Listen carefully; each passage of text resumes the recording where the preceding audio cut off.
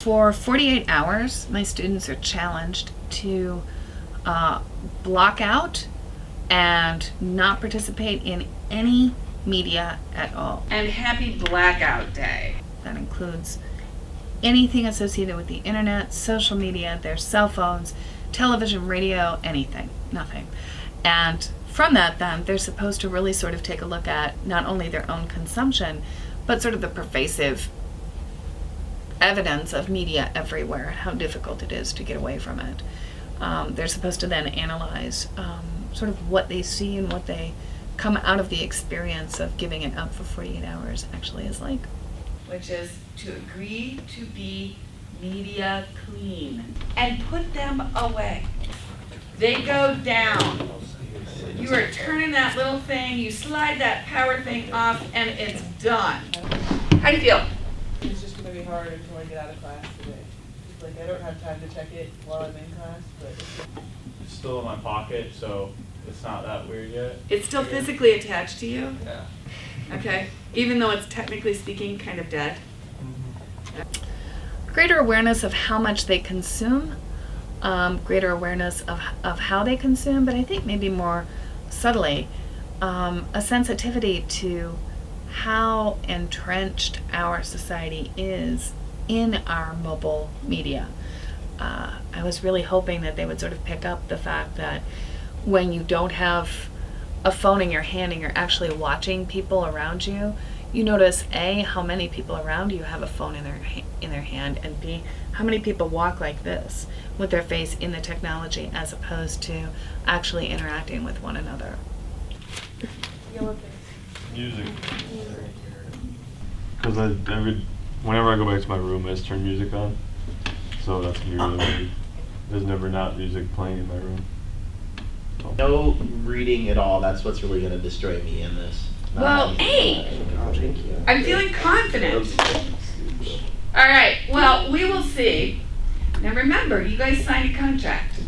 So the engagement thing is really important. I think when you walk out the door, generally speaking, what you're going to do is reach for the cadaver in your pocket. You're gonna reach for that dead thing, and it's going to be an automatic, I want to check, and then you're going to realize. So pay attention to your responses. Pay attention to how you react to this. they were listening to music and I told them to turn it off because I had a school project, and they were like, no, this is my house and this is what's going to happen. So that was unavoidable. And then I had to call the sheriff's office this morning to check the roads because no one was home, and that was, you know, a safety thing. But apart from that, I deleted Facebook off my phone, and I'll re-download it later, but that's my really strong attempt to avoid social media. I have not purposefully cheated yet. I have not done anything.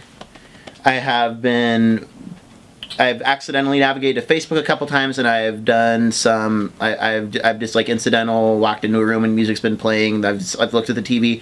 I've done pretty well, I think, so far. Things I'm finding it the hardest to be without are my cell phone, because I check it all the time. I use it for my alarm, my calendar, you know, the time, and, you know, to keep contact with people.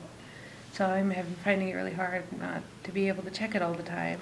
I did Snapchat this morning. It was just like a normal morning. I woke up, checked my phone after I turned off my alarm, and there was everything. Music. It's really hard to go on without music. That's really been tough. That's been tough for me because music's such a big part of my life. It's my major. It's a lot of things so it's hard to be around, get around without that. And I was checking my email and I accidentally looked at one that wasn't work or schoolwork related, but that I didn't reply to it, so. It was just like automatic. I miss Google a lot. There's so many questions that, like, when I get internet back, the first thing I'm going to do is just Google everything that I can. Even though right now I feel like a person who's addicted to drugs comes down from that addiction. I was the only, my friends had gone off to the movie, and I had gotten home, and I got back to my room, and no one was there, and that was sort of a moment of, so that was kind of a moment of just sort of like, what do I do now? I don't have anyone to talk to. My homework, I've gotten that all done because I don't have anything else to do. That was probably the toughest time I've had. I'm just curious about how y'all did. Feel pretty good? Were you successful? successful? Did you not even try? So I can listen to them talk, so it'd be more, Because yeah. friends can be even more entertaining than TV sometimes. I didn't personally go on like my Facebook or like Snapchat, which was hard, but like other people in the room, I like looked over theirs, so. You sort of Like, gazed it was over their there and, like, I shoulder. could see it, but Okay. I felt bad after doing it. Did anybody just choose to turn the phone on? Like I use my phone for like necessity, like my alarm clock. I've used it for like my time because I don't have a watch. It was hard to like get on your email and check like your email from other teachers because I know I had stuff coming, but not to click on the other things that come up. When I gave in, I had to turn music on. I think that what they find more than anything is that it feels, it isn't, but it feels impossible to give up all media. I mean, this also means, you know, reading for pleasure, reading newspapers, those sorts of things. Count of 3. 1, 2. Bring it on up.